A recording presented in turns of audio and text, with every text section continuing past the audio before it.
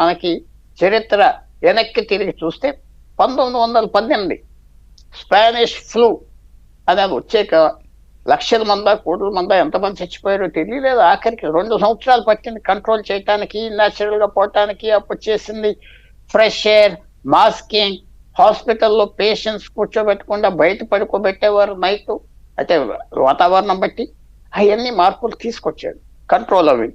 ఇప్పుడు అమెరికాలో కూడా వచ్చింది ఏంటి పెద్ద డిబేట్, వాళ్ళ ఎలక్షన్లో వ్యాక్సిన్ పని చేయలేదు అని పెద్ద డిబేట్ జరిగింది. వాళ్ళు కాబోయే హెల్త్ మినిస్టర్ కూడా కెనడీ, రాబర్ట్ కెనడీ కొడుకు కూడా ఆ ప్లాంక్ మీద వచ్చాడు. సో మనకి జనరల్గా చూసేది ఏంటంటే కన్ఫ్యూజన్ ఉండాలి. కానీ ఒక్క విషయంలో మనకి క్లియర్గా అందరూ అగ్రీ అయ్యేది ఏంటంటే అన్సానిటరీ కండిషన్స్, అంటే అశుభ్రత లేని చోట ఓవర్ క్రౌడింగ్ అవాయిడ్ చేయాలి.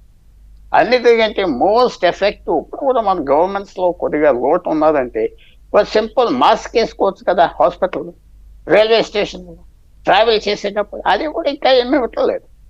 అది ఫస్ట్ అండ్ ఫార్మోస్ట్ ఈ గత 100 సంవత్సరాలు నాలాంటి వాడు డాక్టర్ కాకపోయినా మాస్కింగ్, శానిటేషన్, వెంటిలేషన్ చేస్తే కొంతవరకు ఈ డిజీజెస్ అన్ని తగ్గిపోతాయి, కంట్రోల్ అవుతాయి. అది ఇప్పటి వరకు గవర్నమెంట్ అడ్వైజరీ ఇవ్వలేదు. అది నాకు చాలా విచారమైన విషయం. ఇప్పటి వరకు ఎవరు ఎత్తట్లేదు. తగ్గిపోతే తగ్గిపోతుంది, వస్తే వస్తుంది అని కరెక్టే. కానీ ఈ శానిటరీ కండిషన్స్, శుభ్రత, ఓవర్ క్రౌడింగ్ ఏం చేస్తున్నారు వెంటిలేషన్కి, అది చాలా ప్రమాదమైన విషయం. ఇంకోటి మనం ఆలోచించవలసింది ఏంటంటే మనకి కోవిడ్ వచ్చి వెళ్ళిపోయింది కానీ మనం కనపడట్లేదు. సమాజంలో పూర్తిగా మార్పు వచ్చేసింది, చాలా మార్పు వచ్చింది. మైండ్ సెట్లో మార్పు వచ్చింది ప్రజల్లో. పూర్వం ఉండే హైరార్కీ లేదు. హైరార్కీ అంటే ఆ క్లాసు, ఆ బ్యారియరు, పెద్ద చిన్న, ఇదేదో గొప్ప లేదని అందరినీ ఎఫెక్ట్ అవుతుంది. కాబట్టి మార్పు వచ్చింది, కనపడని మార్పు వచ్చేసింది ప్రజల్లో, ప్రపంచం అంతా. అది సబ్ కాన్షియస్ లో ఉంటుంది. అంటే మన రోజు మన ప్రవర్తనలో బయట కనపడదు, లోపల లోపల ఉన్నది మార్పు. ఈ పెద్దోళ్ళు కూడా చచ్చిపోయారు కదా, డబ్బు ఉన్నాడు అనుకున్నాం, వాడు చచ్చిపోయాడు, వీడు చచ్చిపోయాడు. ఇదంతా ఒక మీరనేది కోవిడ్ కూడా చిన్నగా ఇలాగే స్టార్ట్ అయ్యి తర్వాత పాండమిక్ అయినప్పుడు దీన్ని డోంట్ నెగ్లెక్ట్ అనేది మీ వర్షన్. ఇదే కూడా అంత తేలిగ్గా తీసుకోవద్దు. 100%. అయితే పుల్లారావు గారు ఒక్క విషయం చెప్పండి. అప్పుడు ఎప్పటికప్పుడు తెలియకుండా ఆన్ ప్రాసెస్ వచ్చిన అప్డేట్స్ ప్రకారం ఎక్కడికక్కడ నిర్ణయాలు తీసుకుంటూ వెళ్ళారు.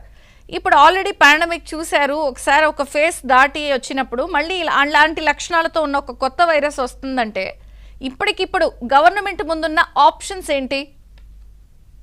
చాలా క్లియర్గా సేమ్ ప్రివెంటివ్ మెజర్స్ తీసుకోవటం, ఖర్చు లేదు కదా.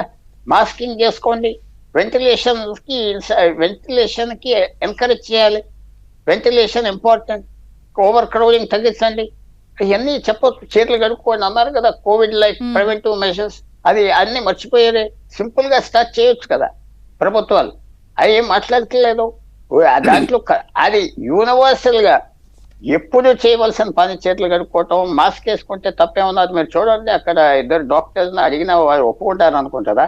మాస్కింగ్ వల్ల కొంతవరకు ఈ స్ప్రెడ్ ఏమున్నా తగ్గిపోతుంది. మాస్క్ వేసుకుని తిరిగే వాడికి కాఫ్ తగ్గుతుంది, కొద్దిగా ఈ పొల్యూషన్ తగ్గుతుంది.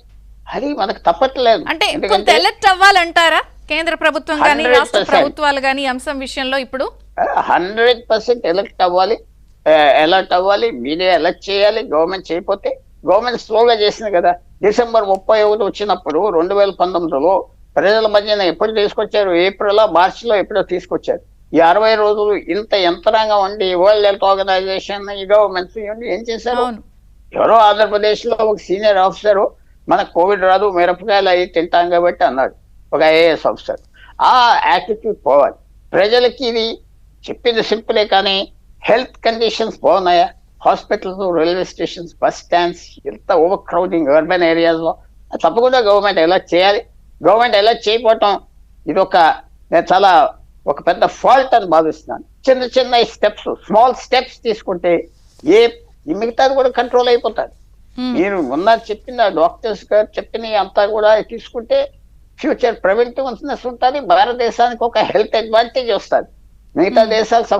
తర్వాత లాస్ట్ పాయింట్ ఏంటంటే, ఈ వైరసెస్ అన్ని చైనా నుంచి సార్స్ అనే వైరస్ స్టార్ట్ అయినప్పుడు 2002లో అప్పుడు సైంటిస్ట్ పట్టింది ఏంటంటే చైనీస్ ఫుడ్ కూడా వాళ్ళు జంతువులు తింటారు, ఎక్కువ ఏ జంతువు అయినా తింటారు, అవి సరిగ్గా పెట్టరు, అలా డబ్బాలో మూసేస్తారు నెలలో అని.